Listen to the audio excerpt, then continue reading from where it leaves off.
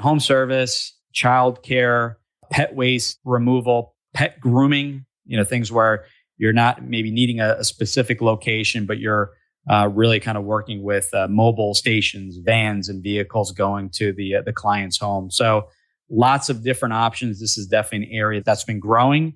And the whole trick to this is that franchisor giving you the playbook and just saying, okay, we will run it for you. It may be the first year, maybe the first 5 years as whatever agreement you put together. And then from there, you can decide, hey, do I want to take more of an active role, or do I want to have the franchisor continue to run the business for me?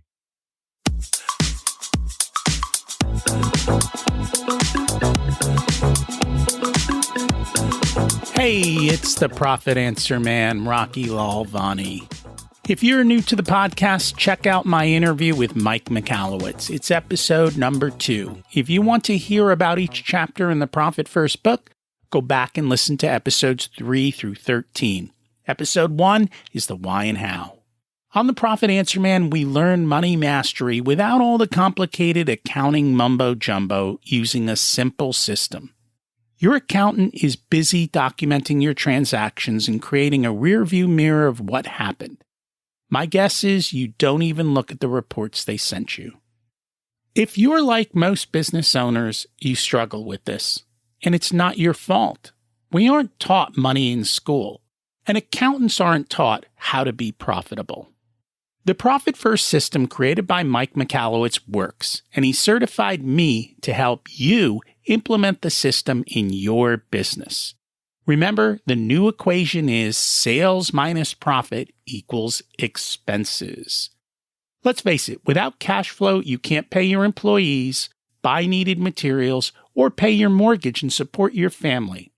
I help you to do that and more, so you can focus on the parts of the business you love and receive the rewards for your labor and investment into your business. The stronger you are as a business owner, the more jobs you create, the better we are as a country. Small business owners are the backbone of America, and for that, you deserve to be well rewarded.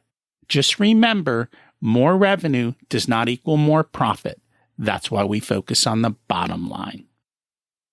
Remember how we talk about taking your profits and using them to build multiple streams of income?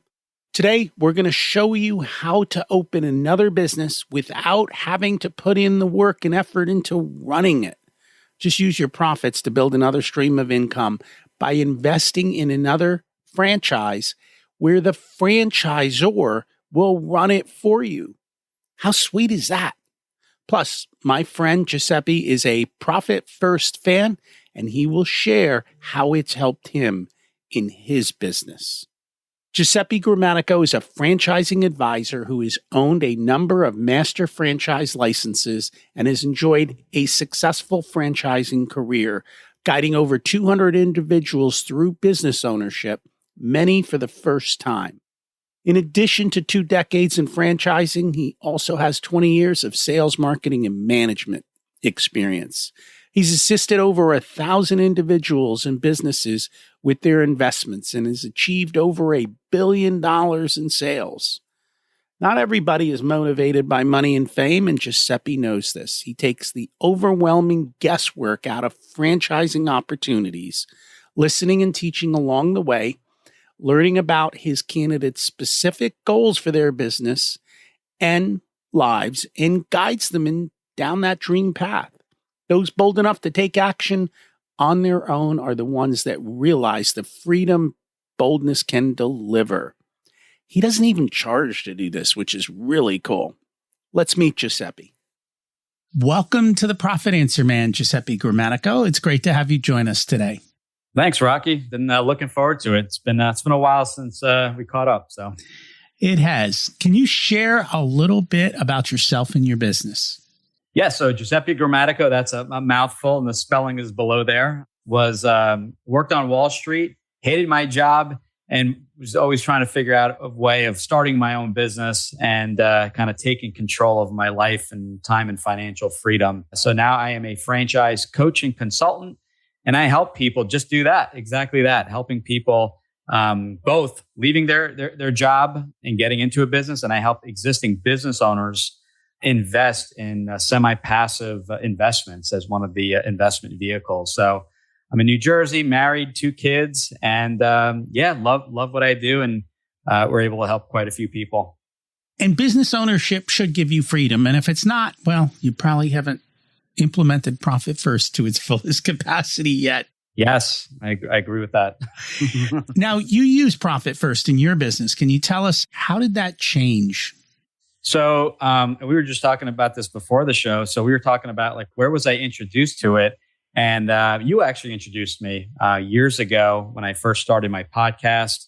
And someone had made an introduction, and I'm like, what's Profit First? I've never heard of this. So you introduced me to the concept, and it's been, in my opinion, a game changer. I've owned, prior to us talking, been in business at that time over 15 years, and never really knew how to really budget. I kind of had a general amount of money I wanted to spend, just say in marketing or general amounts. And I never really kind of broke it down into buckets, which is how I look at Profit First, where you're simply allocating every dollar of revenue goes into a bucket, such as 20% for marketing, 25% for taxes.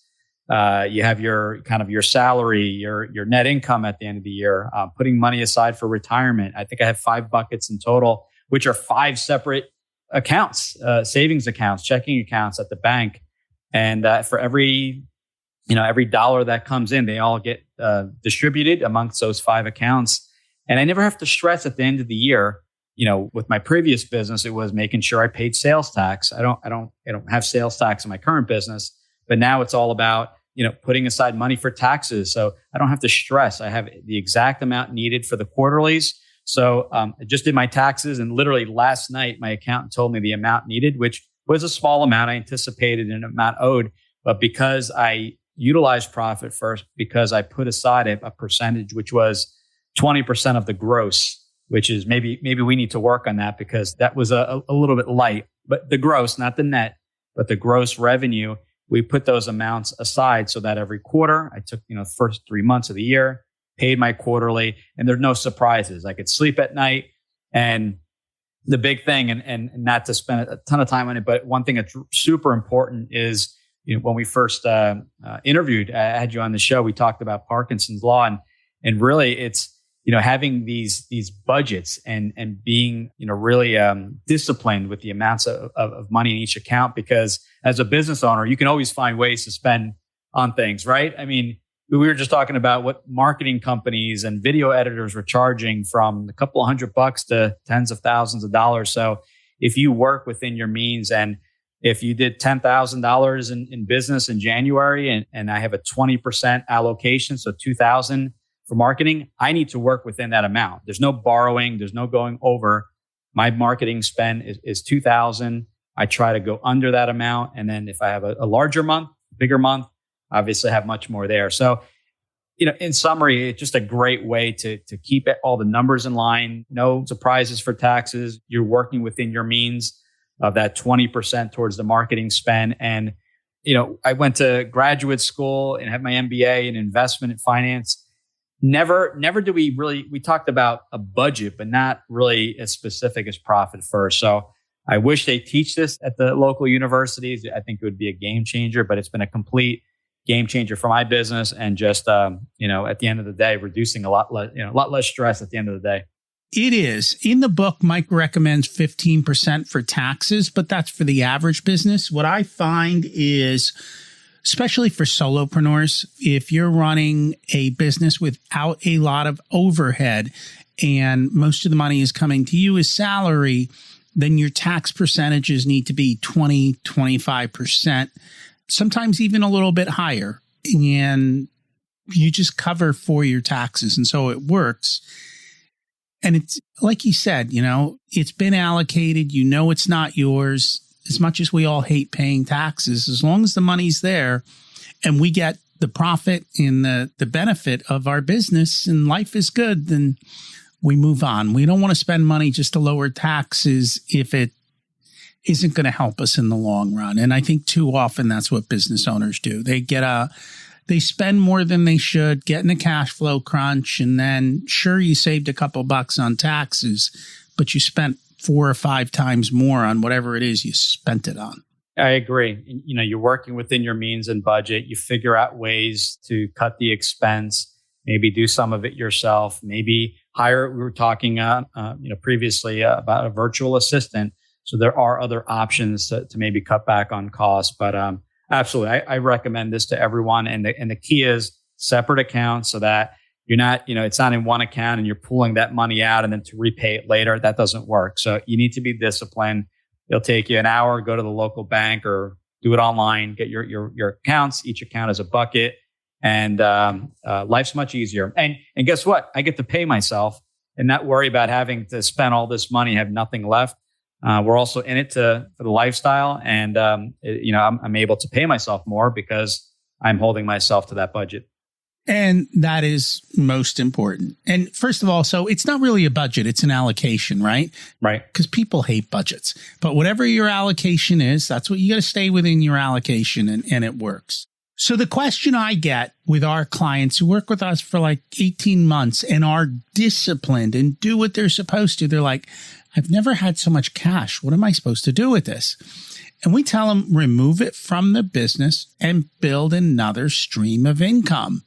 And that's kind of what we're going to talk about today is how do we do that? Like, what are the opportunities out there? And for business owners, they already know how to run a business. So it's always nice to create a second business, but they're like, wait, I don't have time to do this. I can't run 2 businesses. So how do we run 2 businesses? Yeah, that's a great question. And we go back to the vehicles, right? What are the various vehicles? And people like real estate. They talk about, okay, buy this property, rent it out. It's pretty straightforward. Airbnbs, the various vehicles. And then, we talk about just side hustles and side businesses where, you have a full-time business that's taking up a lot of your time. So you want something with much more control, a hell of a lot more control than investing in the stock market. And that's my previous background working on Wall Street. You're not really diversified in the stock market. You're investing in these large companies you have no control over. Maybe some small cap, some mid cap, some value, some growth. But, what else can you invest in? And franchising, and it's something that I'm currently doing, has been a great vehicle. And not every franchise. So just to clear the air there, franchising is simply a business in a box, but there are certain franchise companies that will actually run the business for you. We call it more of a executive model. We call it more or a semi-passive model. And for an added fee, whether it's a flat percentage or flat amount every month, the franchise company runs the day-to-day for you. So for that business owner wants that additional business that doesn't have the full-time hours to put in there, they can run it and you'll be shocked at the weekly commitment because you're essentially having them run it. They find your general manager. They'll even help you find that location if a location is needed. And you're putting in a few hours a week, reviewing KPIs, meeting with your manager and the representative at the franchise company. So there's some great models. Some are permanent. Some are, they'll help you launch the business the first year. So you're at the point where the time investment is much less, but this has been a growing trend in the franchise world. If you're a business owner, you already should have this kind of within your business, right? You meet with your general manager, you review your KPIs, you spend a few hours a week on your business, and you let the business run yourself. Too often, we're too busy in the business. But in this case, someone's already figured out how to do that for you so that you don't have to figure it out yourself and start over from scratch. So it's a great way to diversify the income streams. And if you're lucky enough to find something in an adjacent business, that's really cool because then you get the synergies of the businesses feeding off of each other. If that happens to work out, not always going to say that it does. So what are some of the different types of industries that these franchises are where you don't have to run the day to day? Yeah, so they're really in all industries. It's really more on the franchisor, and we'll talk some specifics, but it's more on the franchisor side where they've really said they have the infrastructure to assist, with the business. So you'll see it in businesses like home services, so lawn care, irrigation, pet waste removal has been a really big one. to working with schools and children to get the children more active and really kind of fight this childhood obesity, this epidemic that we're experiencing now, and it's just getting worse and worse. So there are certain franchisors that, as I mentioned, are built for that. So they'll have that infrastructure. They'll go over and beyond. And to your point, you can learn so much from these systems and these playbooks so that you can maybe use the exact same systems with your current business. So when you talk about synergies, maybe it's utilizing a general manager for both businesses, a bookkeeper for both businesses, but also what are these systems in place so that whatever you learn from the franchise company, you can potentially utilize that training in those systems with your current business. So going back to your original question, as I mentioned, home service, childcare, pet waste removal, pet grooming, things where you're not maybe needing a specific location, but you're really kind of working with mobile stations, vans, and vehicles going to the client's home. So lots of different options. This is definitely an area that's been growing. And the whole trick to this is that franchisor giving you the playbook and just saying, okay, we will run it for you. It may be the first year, maybe the first 5 years whatever agreement you put together. And then from there, you can decide, hey, do I want to take more of an active role, or do I want to have the franchisor continue to run the business for me? And I'm assuming you can sell it at year 5. Yep, you can sell that agreement. The agreements, there's the agreement for the franchise, and then there's sometimes, like, for example, an average franchise agreement may be 10 years, but the average franchisor agreement to run the day-to-day may only be 5 years. So you may decide to have them run it the whole entire term of the 10 years, or maybe just the first 5 years. That's something you could work directly out with the franchise companies.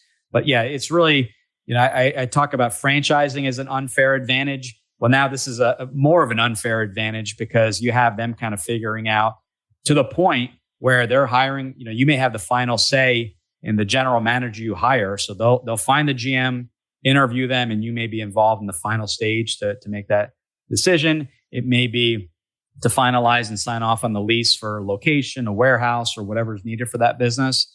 But ultimately, the trick and the secret is that they're getting so granular to the point where you need to review your numbers, right? Your KPIs, your sales reps closing rate, number of leads, the financials. There's a million KPIs, but they're actually going over and beyond giving you those KPIs when you should be reviewing them and reviewing them with you, kind of holding your hand through the whole process, because they'll sign you a coach. So the KPIs and you're like, yeah, I'll get to it. No, we're going to go through this on a weekly basis, because if the numbers aren't matching both at the corporate office level and comparing yourselves to all the other offices, all the other franchise owners, we know that change needs to be made, and maybe your acquisition cost per lead is too high. So you can make the appropriate changes.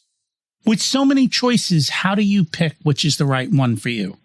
When it comes to the executive level, it goes back. So when I usually work with someone, we're looking for skill sets, their roles in the business. So we really dive deep, and there's 5 main pillars. But as an existing business owner, it's really scaling back and saying, okay, what are the options? Okay, as far as the industries that they service. And then we look at investment. We have investments. It could be easily $1 million. And it can be easily a fraction of that. Maybe it's a couple $100,000, depending on certain concepts will have you purchase the actual region you're in. So if you're in a larger region, more zip codes, more population, so the investment may be a little bit greater. So it really comes down to all things equal, assuming the hour commitment's the same, then we go kind of to the next pillar. For an existing business owner, we look at the investment. And if someone wants to keep the investment lower or the cash injection lower, that'll rule out some of the larger real estate hybrid type of franchises that we have where you act as a landlord. And then we look into, okay, do you want something that's more B2B or B2C? Some people come to me and say, you know what? It doesn't make a difference, because if the time commitment is X, we'll throw a number, 2 hours a week working with the GM, and it's going to yield me historically Y. I don't care what business it is. I don't care if it's in pet waste or working with schools. It needs to work with my current schedule. Others will say, I like all 5 options, so let me go with the one that I'm really passionate about, and that's helping reduce childhood obesity. So they'll go with the school option. So it's more of a preference, and we treat, people looking for that additional income stream a little bit different as they're really working within, those certain hours they can invest in the business. How fast can you get up and running? Good question. So depending on the brand, it depends on what's involved in the business. So a lot of something like, working with schools where you're offering a service, offering a physical education program and things like that, you can be up and running. You go to training, you start, either you do it yourself or the franchisor is doing it for you. You could be up and running as little as 30 to 90 days. And that's pretty quick. And as you're going to training, a lot of the concepts will actually actively start marketing your business. So you're in training so that to the point where you open up the door, you may be going on your first sales appointment. So the 90 days, why the range? It depends on the business. Some businesses, like in restoration, may require you to buy lease vehicles or buy vehicles. Same thing goes with the equipment. You have to get the vehicle wrapped. Takes a little bit longer. Some companies have really taken an active role, and they have a fleet of vehicles ready to. They'll literally give you the vehicle the day you come for training. Others you have to order after investing and going to training. So it all depends on the franchise company, but 30 to 90 days, as long as there's no brick and mortar office or warehouse involved, you could be up and running relatively quickly. And that's a big part of what you do. You help them figure out which one's right for them. That's it. I mean, it's for us, it's all about the match. We're not franchise experts. I don't know every stat in the franchise world. I don't know every brand. That's not what we do. It's all about helping that business owner, build that additional income stream, and then show them ways of, show them the synergies. They may be in the roofing business and they may look at a painting franchise, which is a perfect complement because they're dealing with the same homeowners. So we put together strategy sessions. We look for ways that businesses complement one another. This isn't all fast food, right? We talked about the myths. It's not all about the fast food restaurants. There's literally 4,000, we'll just say 4,000 franchise companies in the US alone in every industry, 75 plus industries, every investment level, for well under 100,000 to in the millions. Is one better than the other? No, it's really about the fit, the investment, your role in the business, the hours you can put in the business, your brick and mortar physical locations, whether it's a standalone or it's in a strip mall. It's going to take you longer to get open because of permits and working with landlords and figuring all that out. So I always tell people, start to finish, estimate 6 to 12 months versus something in the service side where you can really run it from home. Maybe you need a small little office outside the home and you're up and running in as little as 1 to 3 months. So if you're looking for speed and something that will open up much quicker, a service franchise may be a great fit. And there are tons of options as the home service industry has really exploded due to COVID, just because everyone is not everyone, but a lot of people are still working from home and they're looking for ways to improve, whether it be painting or taking care of the yard and things like that. So they're always looking for these additional projects. Makes a lot of sense. How much do you charge for all of this? Well, that's the big question I get all the time. And what I charge to the person looking for the business is absolutely nothing. So no charge, no contracts for the work we do. I invoice the franchise companies directly. They pay us and they hire us to find them great quality fits for their brands. And that's taking a look at everything. It's taking a look at the role, the hours they can invest, the money. So my services are completely free. And I always say I work with the willing. For the people that are open to looking at some businesses and some ideas, I'll give you what I have. And sometimes for those that aren't really sure, it's a quick little 20-minute call I do with everyone. We call it a discovery or a right fit call. And we just answer a lot of questions. And typically it's busting myths.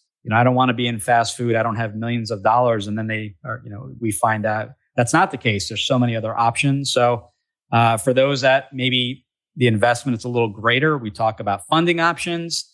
And if that doesn't work, we put together a time frame. Maybe it's a 3 or 6 month follow-up and a plan of what is needed in order to qualify for a franchise, right? Because at the end of the day, it's not about what's the investment, do you have it or not? It's about, do you have the means to fund this? But also you want to make sure that we're meeting the financial requirements from the franchisor, which is typically a liquidity and a net worth requirement. So they're not looking for The larger amounts are more for the brick and mortar type of businesses.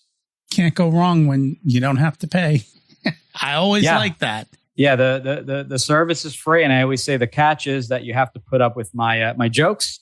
And we, in all seriousness, we talk once a week. It's we have a couple calls over 3 weeks where we explore if franchising is even the right fit for your business.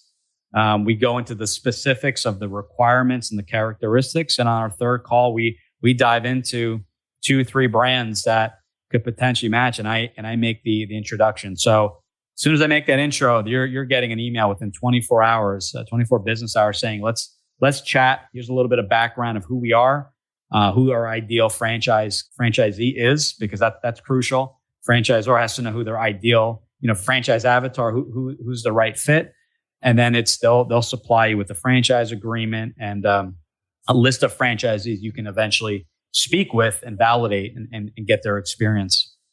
Is there anything we should have touched on today that we haven't had a chance to? It's kind of maybe to emphasize the idea that a franchise is that turnkey model. So for the business, that really the biggest thing is going to be time. That's what I come across. It's not necessarily the money, but it's the time.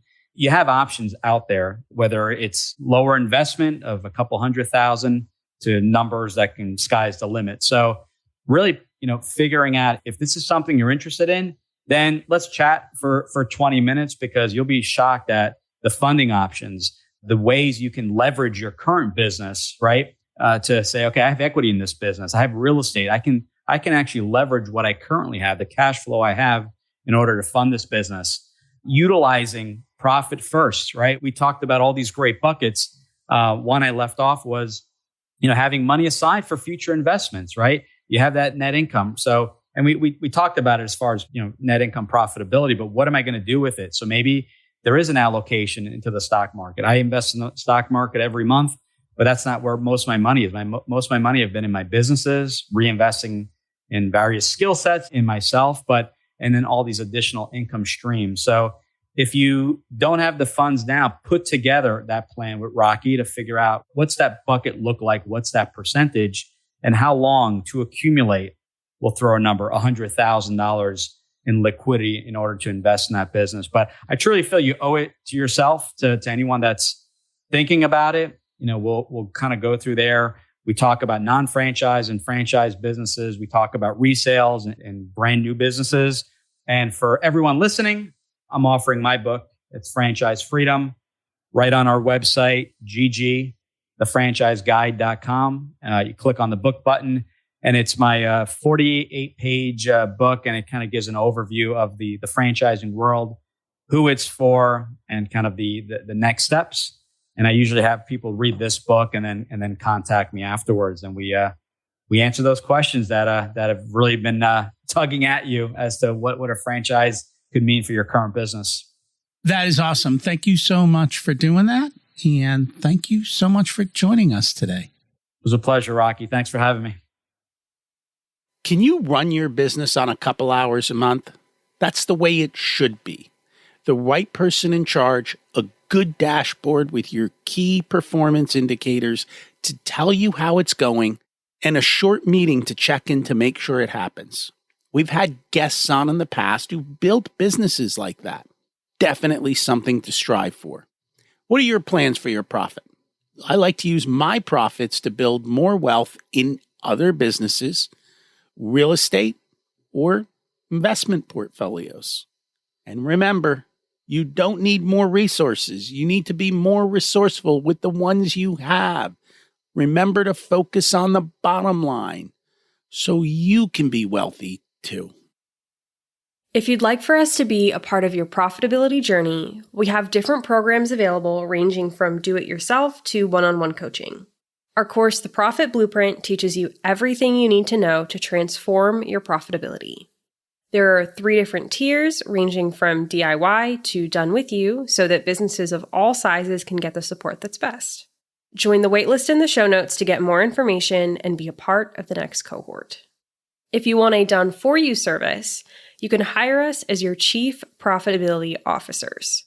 We only work with a handful of clients, so they all get our full attention. We work with business owners who have or are growing to $500,000 to $10 million in revenue. You can use the scheduling link in the show notes to get on our calendar for a good fit conversation to see if we're the right people to support you and how we can help you. This episode of the Profit Answer Man podcast is brought to you by SMBpodcastnetwork.com.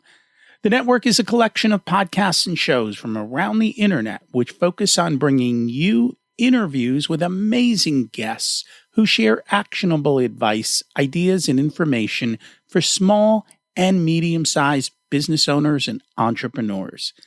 Visit www.smbpodcastnetwork.com to find more great shows and easily subscribe to be notified of new episodes. It's a great way to discover quality content. If you've discovered us via the network, then I hope you enjoy today's show and will consider subscribing directly so you never miss our episodes. Remember to check out my other podcast, Richer Soul, where we talk about how to live the ultimate life and be the best business owner you can be. As we close out, let's repeat the mantra. Revenue is vanity, profit is sanity, and cash is king. Have an abundant and profitable week.